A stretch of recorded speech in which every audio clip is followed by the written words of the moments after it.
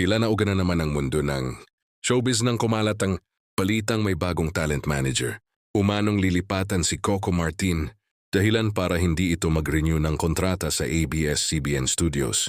Ayon sa usap-usapan, pinalak di umano ni Primetime King na mag-freelancer na lamang at iiwan ang pagiging kapamilya. Ngunit agad itong pinabulaanan ng mga taong malapit sa aktor. Ayon sa source, walang katotohanan ng balitang iyon.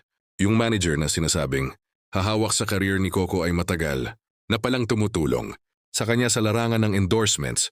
Halos 15 taon na itong kasama sa pag-aasikaso ng commercial deals ng aktor. Hindi raw ito bago at lalong hindi nangangahulugang lilipat si Coco ng management. Mismo ang naturang manager ang nagsabing tigilan ng intriga dahil hindi siya papalit bilang full-time manager ng aktor. Malinaw umanong may sariling core team si Coco depende sa proyekto at nakasanayan na talaga nitong magkaroon ng hiwalay na tao para sa endorsements. Bukod pa rito, pinagtibay ng mga insider na imposibleng iwan ni Coco ang ABS-CBN Studios, lalo't kilalang loyal at malaki ang utang na loob nito bilang pagiging kapamilya.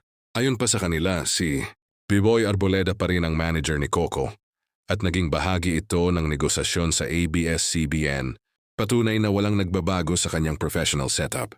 Sa ngayon, mariing iginiit ng kampo ng aktor na walang lipatan, walang freelancing, at walang anumang pag-iwan ang nagaganap.